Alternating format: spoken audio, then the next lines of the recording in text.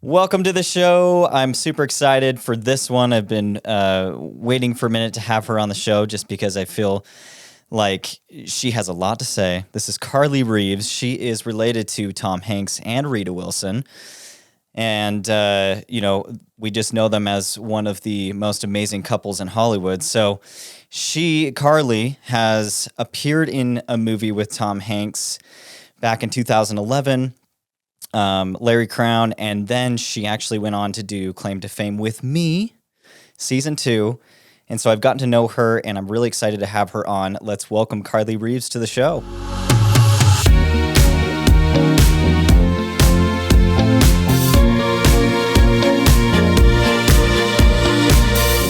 Well, it's awesome to have you here, Carly. How are you doing? It's been a minute since I've seen you. I know. I'm doing really good in this heat wave we've got over here in LA. I don't know what's going on in I Utah. know. We're not getting so much of the heat. Well, it has been pretty hot, but I hear LA is like unbearably hot. It's a lot of, I like it though. So you're in LA proper. Whereabouts? Yeah, I'm like dead. I'm like on the cusp of Hollywood and West Hollywood. So if you know the area, it's like just west of La Brea. If you're an LA girl, No, like I do know. My wife and I oh, lived we go in by street names. we lived in Pasadena for a year, and so we got to know a little bit of the area. Yeah. So So it's convenient, you know. It's like I used to have to come here to Hollywood and live here because I had so many auditions out here, but now everything's like a self tape, so you don't have to worry about where you are. But auditions are rarely in person now. which is probably a love-hate relationship. I feel like since COVID, maybe that is nice because it's more convenient. You don't have to sit in your car in traffic to go to some of these places. But Totally. Like the ones where you have to go to Santa Monica and they just take a picture of you or something and you're like, "Why did I do that?" But yeah, oh yeah. it's a lot easier. So you're actively acting, haha, and you're very much in the acting scene, and you've done that for, gosh, how long? I've been so I like first got my headshots at like 16. I was trying to go out and get an agent, but I had to learn everything kind of on my own because, Tom and Rita are so huge that like even asking him how do I get started, it's like he doesn't know. Like he doesn't know how it works these days. So I had to like figure it out on my own and get my headshots. I started acting at 19 like professionally because I actually got on a show with Rita, who did Raise Your Voice with Hillary Duff. I don't know if you remember that, but it's on like planes now. It's like one of those like it's a Hillary Duff movie. So I play like the mean girl best friend. Yeah, and I'm it's gonna check this out after yeah, this I for was young. sure. I was 19. They even dyed my hair brown because I didn't want me to like, take the attention away from Hillary. That's funny. So that was kind Yeah. of your big moment. Yeah, when I That got that, that's when I got like my SAG card and I was yeah. like, oh, I was so excited. And yeah, so that's kind of when I started.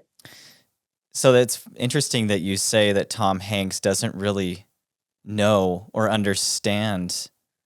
Because No, do you know like his history? Because honestly, I don't know his early childhood. Like I know Forrest Gump, I know Apollo 13, all those the classics. right. But what was his start like?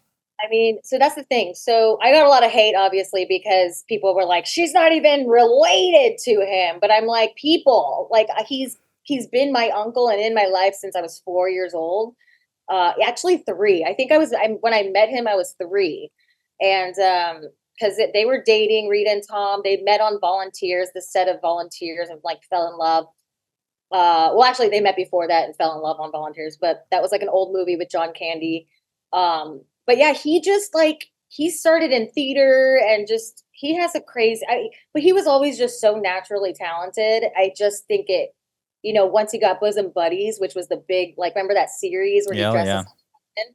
That was like a big hit, and that's just kind of what catapulted his career. But I mean, he just wouldn't know like who to contact for like I mean, yeah, he can go to CAA and ask Richard Lovett, "Hey, can you talk to my niece about what she should do?"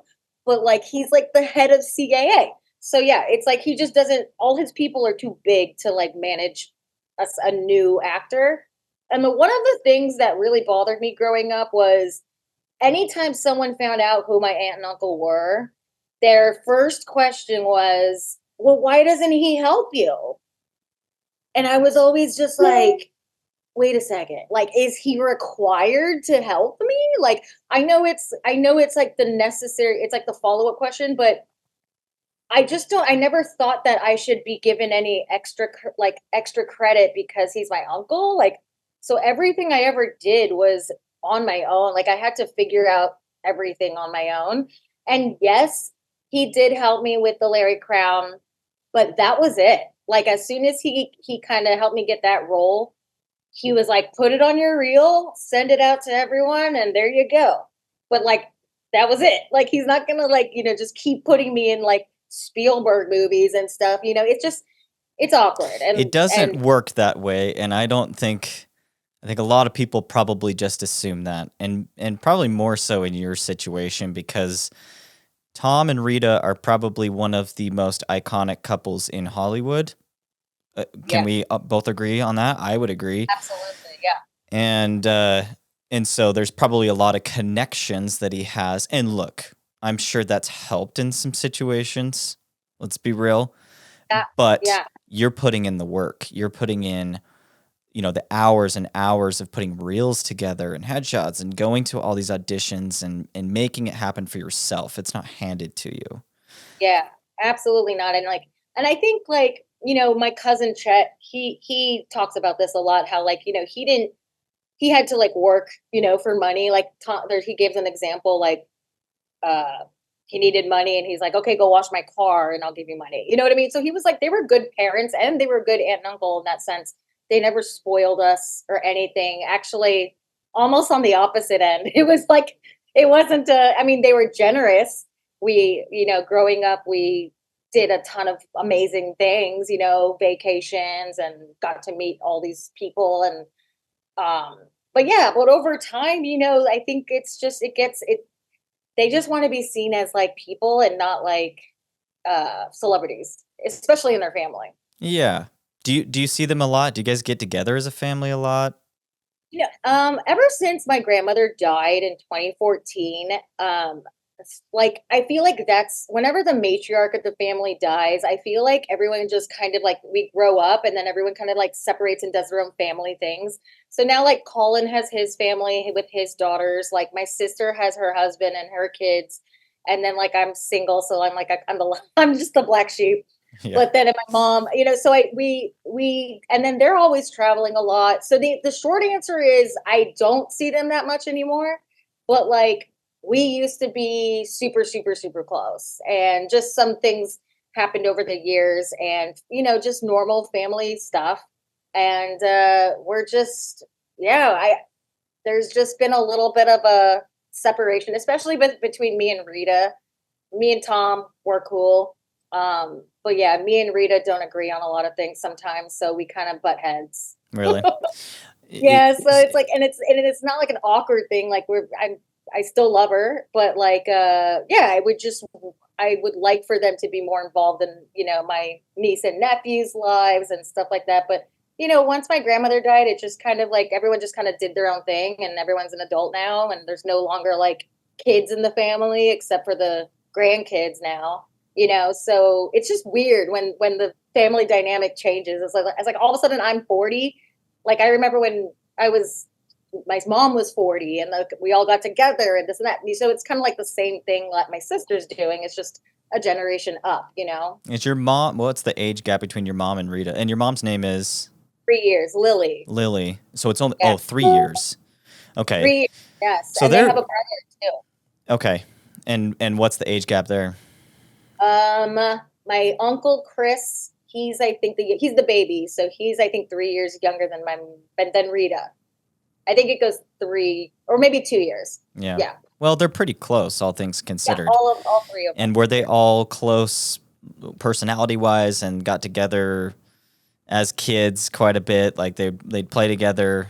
Oh yeah. I mean, they grew up. So my grandparents were immigrants from Greece. That's whenever you hear Rita talk about her mom and dad, those are my grandparents. So they were immigrants from Greece and Bulgaria, and basically they got a house in Hollywood, like for like $13,000 or something like that, and like made a home here. That's where they raised all my mom, my uncle, and Rita, and they were poor. Like they weren't rich. My grandmother like sewed my mom and Rita's like prom dresses, so like they were not rich growing up or anything. But Rita always had like a a very high stature of what she wanted, and then she started doing modeling and stuff like that. And my mom was always a teacher. She was not into the Hollywood thing. I think she got headshots like one time, but then she's like, screw this. I'm just going to be a teacher. So, but everyone in the family is pretty much an artist or in the arts in some sort of way. I mean, my sister's like an editor. She's in production. My mom's the only one that's like the teacher, like the logical, practical one, but everyone else is like an artist in some way. What is she teaching? Well, she already retired, but she was teaching like 6th, 5th, and 3rd grade is where she landed. Oh, cool. Mad respect for those that do that. I don't think I could be a teacher and manage all those kids. I've got 2 kids that are just rambunctious. I'm like, that's enough for me. Yeah. So hats off to her. So Colin's really, out of the cousins, is pretty active in the acting world. Chet, what's he doing? Well, he was just on Surreal Life, which I was like really excited to watch because he's hilarious. He's so funny. Like he's perfect reality television. I'm like, I don't know why he didn't do it sooner, but yeah, he's so funny. So he did a great job on that and got a lot of screen time, as we say, as Carly says. Yeah, some of you in that family, the reality TV world likes you and wants you. And they want you, Carly. I know they want you. So, because your episode was, if people haven't seen this that are listening, go and watch it because it is. Now I know that was like a very emotional moment for you in episode 1, season 2 of Claim to Fame. You got booted off the first episode. I would be ticked. Like, yeah, and. Obviously, so there's a clue board in the house, and there was a bench there, and you're like, there's really no other actor, actress, or singer, whatever, that's tied to a bench. I know. It's just Forrest Gump. Like that. I don't know. And that's what we said right when we came into the house. I know. And you're standing right there, and you're like, oh no. Oh no. We're like, there's gotta be. Actually, this is. I don't even know if anyone remembers this exactly. We all barge in. We're like trying to look at the wall, right? We're like this. And Gabriel says, "Oh, Tom Hanks, Forrest Gump," and then I just said, "What?" Yeah, trying to play it off like that was your first introduction to everybody and the house, and you're like, great. Yes. This sets the tone for the very first thing they said walking in the house, or Gabriel said it. And that's why I was like, I said, oh, so I'm going to really have to play, like I'm going to have to lie and I'm going to have to fake it but it didn't work out because no one else had any. The only one that I could maybe pin it on is you, but we all know Tom's kids. Yeah. Which they did. They did look at me. I do remember early on. They did look at me. And they're like, man, he could. The truth and a lie for everyone. You know. Yeah, that is true. Yeah. So I do want to bring this up because I feel like people are still asking me if it was set up or if it was. And I think we need to debunk this, Carly, right now. Because I know you've said it time and time again, but we just need to, like, clear the air. I was there, and I watched this whole thing go down. You experienced it. You ran into the house. You were screaming your head off. We could hear you. And... it's... Obviously, obviously, we're all thinking, like, wait, is this, like, scripted? Or is this real? Because... You guys thought that as contestants? Yeah, in that moment, because we had well, think about it. That was our first guess off, okay? And we had no idea what we were getting into. And they sat us down, and the cameras were rolling. And so we had no time to, like, process or think. And all of a sudden, this all goes off. And we're just like, oh, my gosh. What just happened? I know. And but like when it was like it was a physiological reaction because my body, like I had a panic attack essentially. Yeah, you Like did. I couldn't speak. I couldn't speak. My throat was clogged. I was like I couldn't even think or speak or cry. I was just so many emotions. It was so many emotions and definitely not fake. I was crying all night I until the know. next day when we had to reshoot it. And I was like, I'm still crying because I saw you guys like playing the one of the first challenges, and I was like, I want to do that. Oh yeah. No, I was it so was mad. look, we were feeling for you. It was devastating. But to be I was honest just with I was you, just starting to have fun. You know what I mean? We were just starting to get to know each other and have fun. And I was like, and I already had Dolly Parton. So I was like ready to play the game. And then it was just like, bye-bye. to be honest with you though, Carly, I think it was probably the best thing that could have happened. Okay? And I know you're thinking like, "Oh my gosh, when you went back to the hotel and they sequestered you, I'm sure you were just scratching your head. You're like, that was embarrassing."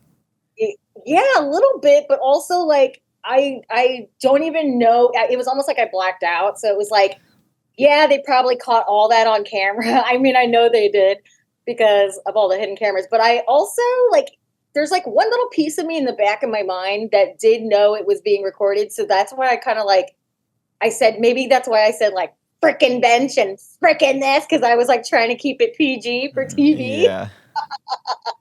But You, like I also was just so like I didn't care that I came off that way because that was like real reaction. That was real emotion. I was pissed. I mean, you can ask the producers. They had to calm me down. I yeah. was so upset.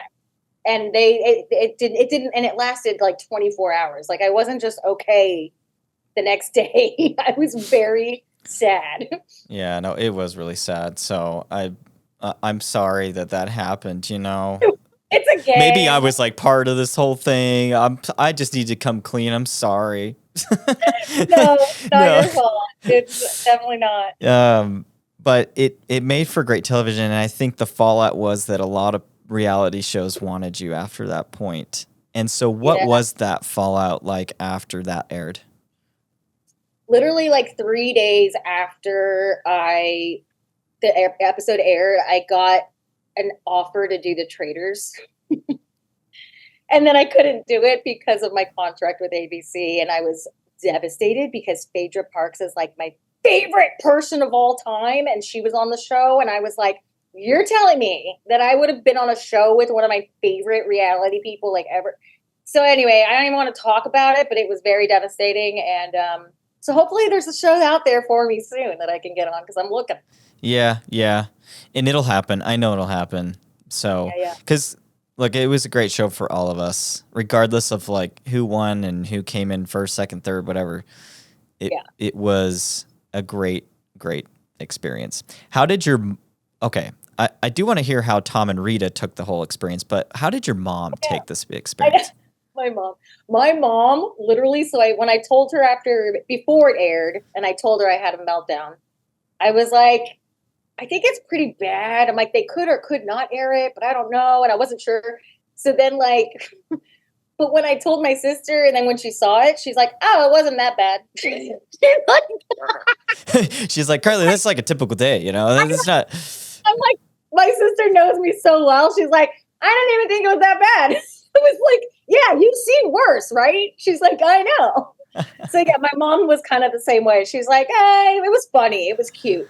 Like they could have gone one of two ways. They could have made me like a villain, or they could have made it like funny. And I think they made it a little more quirky funny at the end, you know? Yeah, they did. But and Tom and Rita, like they were like, I think they probably told their like PR people not to ask them any questions on the carpet about Carly, you know? Because they didn't comment Oh, so anything. but have they even brought it up in person? Like, Oh, to me? yeah, like have you talked to They them? didn't. Yeah, they did. Yeah, I talked to him. He said, I said, I'm sorry if you're embarrassed. And he said, no problem. Doesn't like, hope it works out for you or something like that. He didn't care. It didn't bother him. He just knows that that's me. Like, I have a really funny story I've told before, but Tom used to like imitate my temper tantrums as a kid. Like, Really? I would be like I would be like Tasmanian devil, like running or like, screaming about something. And my mom would be like holding the door closed because she'd lock me in the room, not lock me in, but she'd like have me like just scream it out in my bedroom. And and Rita would be like leaving and they'd be like, okay, we're leaving. And my mom would just be like, okay. Don't. And it was just like the door would open. So Tom does the perfect impression of it. It's great. So yeah, they're all very they are very aware of my reactions and my freaking, like, I've yelled at them before. I've been outrageous. I've been very not a good kid. You guys are kind of outspoken, and so are you the most outspoken one in the family? Are you the one that ruffles the feathers? You did just call yourself the black sheep. Is that? I mean, people might argue Chet's the bad one, but like I've gotten my share of trouble, and I haven't been like the best kid. Like I was a rebellious kid as in my 20s and stuff. I grew up in going on sunset clubs at 18, with a fake ID. Like I was wild. So, and that's part of the reason why, Rita kind of like had her space for me, because there's been, events and things like that where I may have not behaved as well as I should have. And so it's kind of like an embarrassment. So I'm trying to not embarrass them anymore, let's just say, but like, it's hard because it is who I am. What can I say? Yeah. Well, okay. I want to ask you, have you had any awkward run-ins with either Rita or Tom or any celebrity, like a really awkward moment with any celebrity? I'd just be curious to hear if you've got any funny moments that would be hilarious to hear. So like, I've been so lucky to meet like top people. Like when I was a kid, I went on a vacation with Bruce Springsteen and Steven Spielberg and their kids. And like, we got a private island and like was serenaded by Bruce Springsteen, like on a private island thing. It was amazing. And then, but anyway, okay. So then they had this party. It was their wedding anniversary party. I think their 30th anniversary, which was in 2018. They invited like everyone who's everyone. Like Obama was there, Oprah, like Conan O'Brien, James, what's his name? James Corden. There was, who else? Sia was there, like Michelle Obama. I mean, I can't even tell you how many celebs were there. And they had this game they had this wheel that spun. And one of the parts of the wheel said question mark. So that would mean you dig into a hat and you pull out a name. And so they spun the wheel and it was like, oh, Julia Roberts and she and her husband, they sang a song, And then there's like Martin Short, he sings a song. Steve Martin, he sings a song. And then like they pull a question mark and they go into the net thing and guess who it was? Oh yeah, Carly Reeves. Let's go. Thank God I only had like a drink and a half in me because I had to like this is so embarrassing. Okay, it was their anniversary party and I just picked the song I like to sing and it was like a breakup song. I sung A Million Reasons by Lady Gaga, and it's literally a heartbreak of a song. And I sang it, and I didn't even realize that the words were so depressing until I sang it to Obama and Oprah and all these people that watched me for 3 minutes on a stage. I was dead. I mean, I did okay. Did they come up and give you some weird comments of like, that was good? Oh no, because I did okay. Like I can sing, but it was just I was so nervous, and I had to read the lyrics off my phone, and it was just so it was. I mean, Oprah was like, "Good job," and I was like, "Thanks, Oprah." Like it was so weird. Well, that is nerve-wracking to have some of the elite there. Wow. Oh, it was crazy, and then it's. So it was a little embarrassing, but I don't think I did terrible enough for it to be so embarrassing. But I made my embarrassment later on that night. I got okay. Let me just. I'm gonna give you the pin or the badge for singing in front of like the most famous people in the world. That's something that you need to have on your resume, I honestly. mean, I like he looked like Obama stared at me for 3 minutes. Like that's pretty Yeah. cool. Yeah, no. That's pretty cool.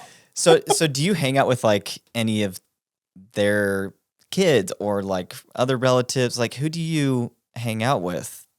Yeah, like growing up, I went to like kind of an elitist all girls school. There was a lot of celebrity kids there. Like the Kardashians went there. I was friends with like Catherine Short's daughter and stuff like that. But like most of my friends are like seriously just normal people that I've met through working at restaurants over the years and stuff like that. Like I have friends from all different walks of life, and it's always a red flag when someone wants to be your friend and then they like ask mostly about Tom or something. You're like, okay, so do you want to get to know me or do you want to get to know my uncle? I know exactly how you feel. Does that kind of rub you the wrong way, or if you learn to kind of cope with it, or how do you cope with that? Like, so growing up, I always thought that all my successes were not like legit because I thought they were just because of Rita and Tom. And that was like a really hard pill to swallow because like so for example, like getting into UCLA, I I didn't believe that I got into UCLA on my own. Like there was always something in the back of my head that was like, did I just get in because of them? Or did I get this audition because of them? Did I get this role because of them? Do I have this boyfriend because of them? Like everything was like it's really hard to grow up that way, always thinking that people are after you because of what information or whatever they can get close to on that side of things. And then they realize that like I don't even care about them that much, like as far as their celebrity. I love them, but I care about the celebrity. Yeah. And then they're just like, yeah, then you just can figure out who your true friends are and true relationships are. Have you Uh, had to sever some relationships because of that? yeah, some like, some guys I've dated and stuff like that. But for the most part, people have been pretty cool about it. Like Yeah. no one, like I never even bring it up. Like I hate when people, I saw this in the comments too. They're like, oh, I bet she's that girl that when she introduces herself, she says, hi, I'm the niece of Tom Hanks. And I'm like, actually quite the opposite. Like I'd much rather people not know, especially if I'm like working on a movie or something and like I don't want people to know because I just don't want to be judged. Like either she must be she must have gotten this because of them. She's not that talented, therefore because she just got this. So you're always doubting yourself. You're like, am I good at acting? Like, am I getting this for me? So Absolutely. it's a hard thing for people to understand that don't have this iconic person in their life that people are in like people love him so much. So it's like it's It's hard such to kind of a it's such a love-hate relationship. yeah. It's And a lot of shoes. It's a big shoes to fill to be as perfect as Tom. yeah, I mean, thankfully you don't look like him. And I mean, I guess you kind of have the resemblance of Rita, right? But Yeah, you I get that. you do I you get that. get I look like do you get stopped a lot saying, "Are you related to Rita?" No, you don't. Okay. Yeah. never. I mean, And like Rita's not even that big anymore. Like she's not as big as Tom. She was always kind of like the wife of Tom Hanks, which I think she hates. But yeah. Well, hey, I mean, she was in that recent movie, a man, what is it? Otto, man named Otto or whatever, called Otto. called Otto. My cousin Truman, my baby cousin, he was the younger version of Tom in that. Oh, Did you know that? cool. I didn't That's know that. Tom's. Yeah, Well, and he that's looks just like Tom. yeah. Well, he might have that for the rest of his life. So, Well, he does have the last name, so that's the one thing that I can say is like at least I don't have the last name because like, or maybe it's a bad thing. I don't know. There's advantages and there's disadvantages. Like, because I'm sure, I'm sure his kids can tell you more about their life being their kids.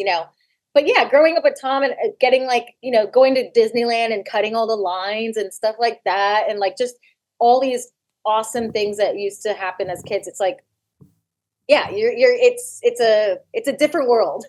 hey, Then you grow up and you're like, look, oh, I'm an adult. I have to do all of this myself. Okay. at least you're not a spitting image of him like I am with my dad. Yeah, I I know. People I can know. pick me out of nowhere, which Yeah. look, hey, I've learned to deal with that and understand it. But I'm in your same situation where it's like sometimes you Yeah. have to like keep people at arm's length and understand.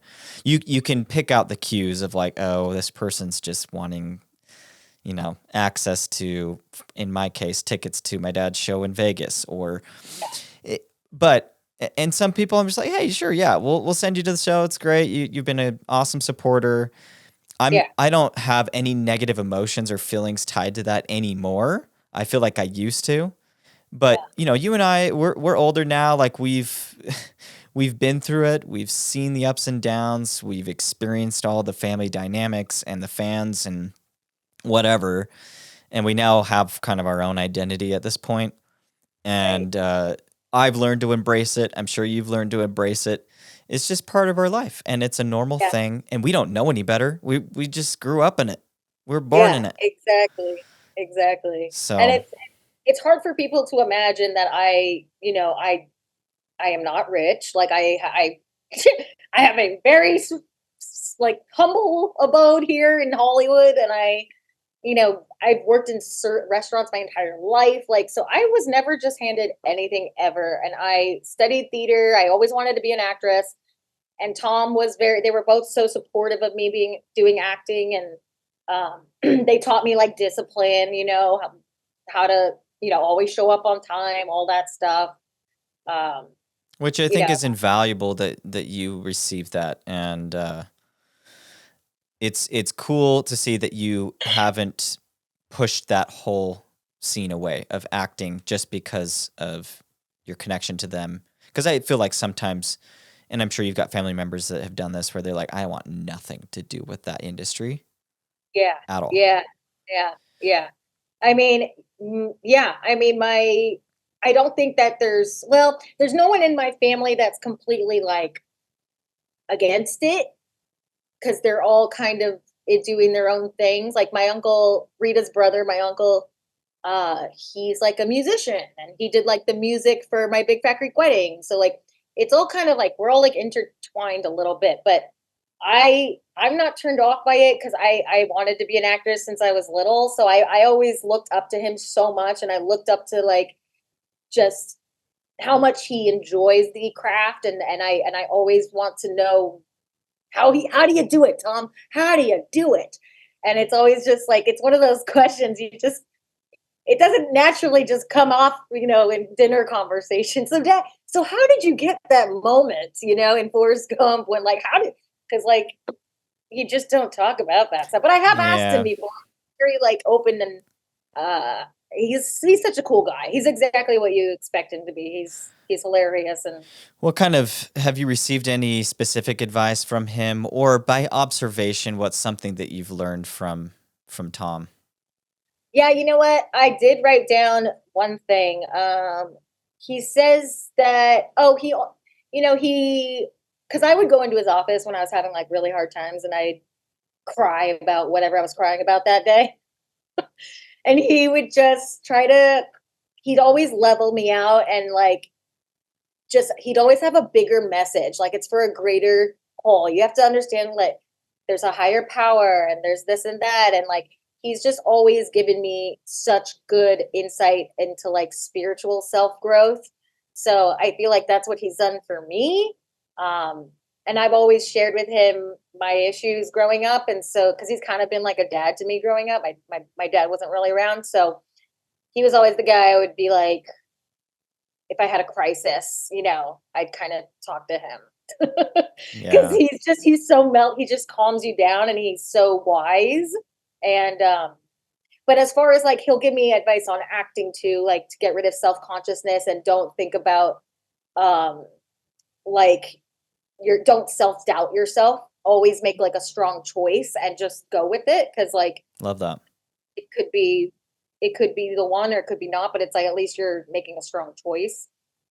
And self-consciousness like kind of heeds that. Like if you're an actor and if you're always thinking about how you look on the outside, it's not going to be that's not what the character's doing. So it's just that's not a good way to feel or think. So Yeah. you have to just be open and like let yourself be free and open to the be vulnerable.